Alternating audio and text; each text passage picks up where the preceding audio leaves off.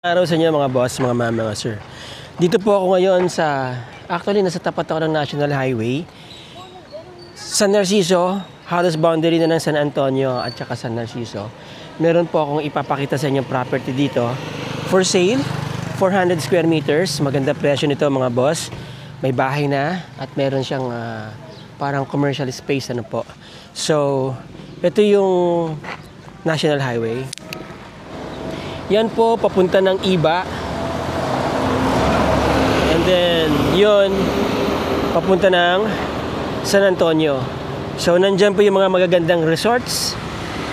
Dyan sa area na yan. Pundakit, San Miguel. Alright? So, ang ganda ng view ng bundok dito.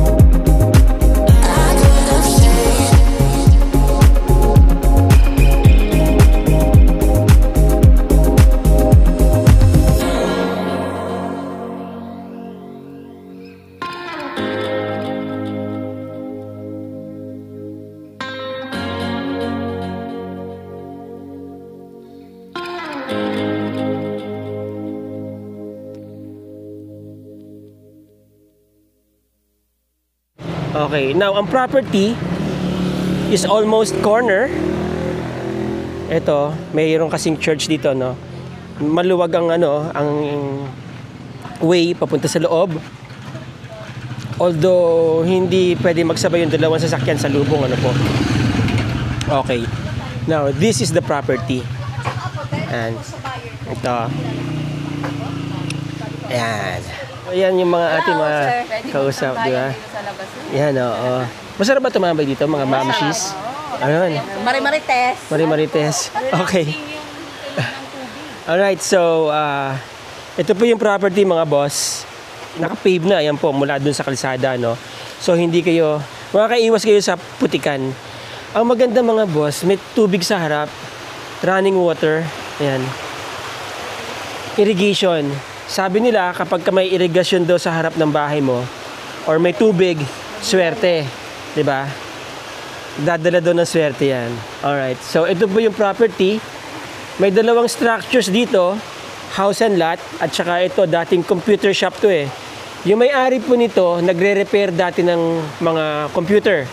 Alright. Isa to sa mga negosyo nila noon. Carport. Kasya po dito, dalawang sasakyan. Kung tutuusin, pwede nyong gawan nila ng paraan. Pwede pa kasi banda rito. And then, ito po yung bahay. Yan. Maganda, ano po. Siyempre, kailangan lang ng touch up, no? Kung halimbawa i-acquire ninyo. Ayan. Meron kayong mini garden dito na pwede pang gawin. Alright? Pasensya na kayo, medyo na-allergy po ako ngayon. Rhinitis. Excuse me. Pwede ba makita itong loob nito, ma'am? Ma'am, pwede makita yung loob nito? Pwede makita yung loob? Apo. Bukas yan? Sa ano? Ay, teka.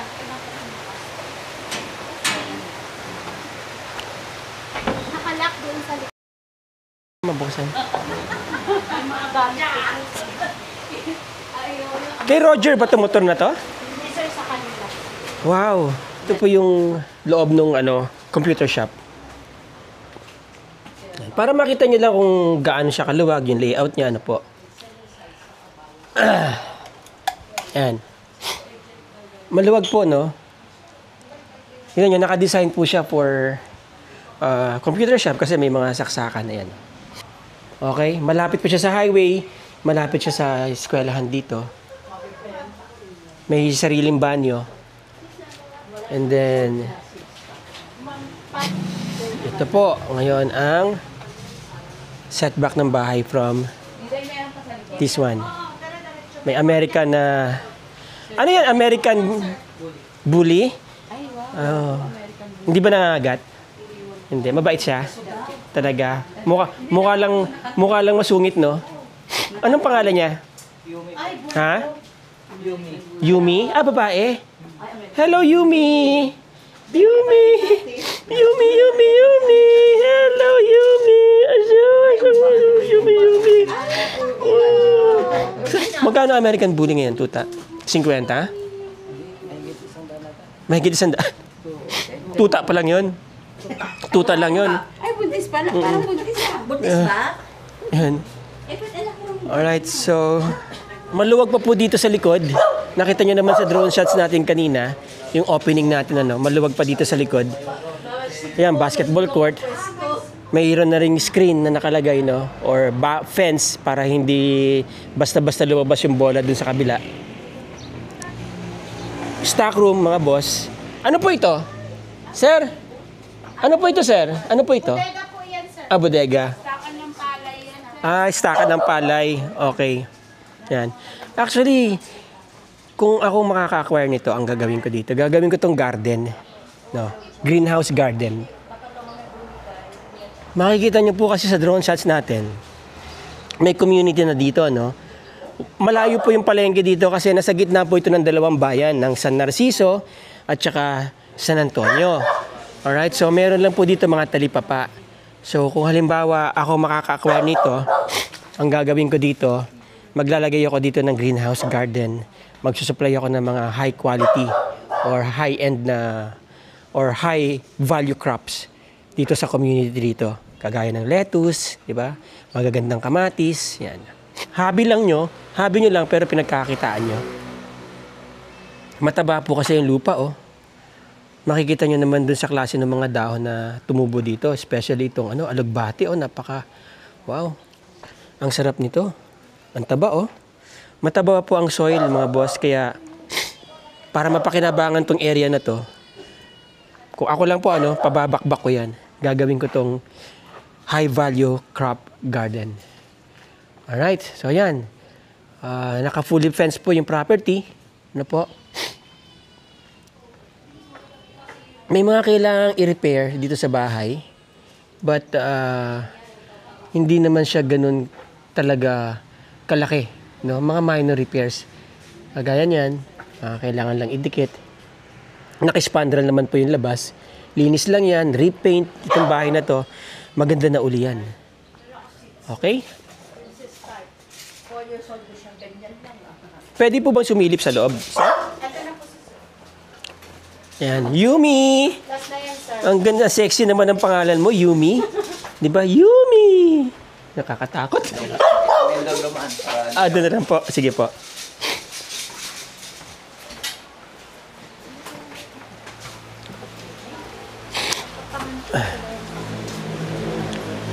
So, dito po tayo sa entrance ng bahay, mga boss, no? Meron siyang lanay, maliit na lanay. Pwede kayong tumambay dyan, di ba? Kung halimbawa nga i-ooperate nyo to, parang shop, no? Hindi nyo kailangan tumambay sa shop nyo. Nandito lang kayo. Double door ang entrance. So, ito po yung property. Ilang bedrooms po ito, sir? Alright, so may 3 bedrooms. Ilan po ang toilet and bathroom? Dalawa. Sa may master bedroom. Okay. Now, ito po yung layout. Maganda yung layout, mga boss. Oh. Maganda yung layout ng bahay. Kasi open design, open layout, kitchen, may bar, diba? Dining area, living area. Nandyan yung TV ninyo. Maganda pa po kisame. Dito, master bedroom. Yan. Hindi na pa tayo sisilip kasi may mga personal belongings dyan. And then, may isa pang kwarto dito. By the way, ito pong master bedroom, may sarili po yung comfort room. Tapos, ito, mayroong another room dito. So, they have 3 rooms. 1, 2, 3. And then, toilet and bathroom dito. Meron silang 2 toilet and bathroom. And here, yung kanilang kitchen. Maganda ang accentuation ng kitchen, ano. Sabi ko nga, touch up lang po itong property. Maganda na ulit ito. Very typical bungalow style. May pagka-American style po yung kanyang bungalow, no? Ayan. So from this angle, kita nyo kaagad dining area ninyo, living area, yung malaking TV nyo dyan, di ba? Madaling palamigin kasi fully, pagka binuksan nyo yung aircon nyo, madaling palamigin tong area na to. Alright, mga boss, so pasensya na kayo. Pasensya na po, sorry. Maganda po yung location ng property. Very, very strategically located. Walking steps or few steps papunta na po ng National Highway. Alright. By the way, ito pong area na to is almost sa boundary po ng San Antonio, Zambales and San Narciso. San Antonio, Zambales is the most visited town in Zambales because of Anawangin, Pundaket, and San Miguel. Alright? Tourist spot po yan. And San Narciso, ganun din po yan, San Narciso. Sikat din ang mga beaches dito. Okay? Now, ito pong National Highway na to, this is the main thoroughfare ng public utility buses, tsaka mga jeepneys, ano po. Although may shortcut po dito, malapit din. Coming from Metro Manila, mga boss, mga ma'am, mga sir, this is about 3 hours or 3.5 hours coming from Balintawak exit. Depende po yan sa traffic at saka depende rin yan sa kung gaano kayo kabilis magpatakbo, no? Pero usually, pag ako po kasi nanggagaling ng Balintawak exit, nakukuha ko to ng mga 2.5 hours eh. Alright. So, maganda po yung bahay. Ano po, nakita nyo, ang ganda ng layout. Although na may kailangan gawing touch-up dito sa loob, no? Painting, linis ng mga kisame sa likod, sa taas. Wala po akong nakitang mga problema sa kisame. Ibig sabihin, maganda po yung status ng roofing niya. Okay? Meron po kayong isang structure dito na pwede nyong gawing shop. Alright? Kung ano man yung gusto nyo, ang gawing shop dyan. Kasi malapit, paglabas nyo, napakalapit na po nito sa mga kabahayan dito. Sa mga, malapit po ito sa plaza ng San Narciso. Nalimutan ko na kung anong barangay ito. But anyway, we can consider this place as parang commercial area na rin po ito. Alright?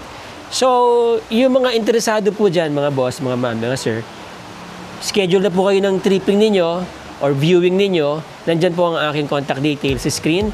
Nandyan din po sa description ng video na to. And by the way, the property is titled. Isa lang po ang signatory dito. Clean title, mabilis ang transfer. Okay? Selling for 4 million pesos. Pwede ko po kayong idirekta sa owner ng property.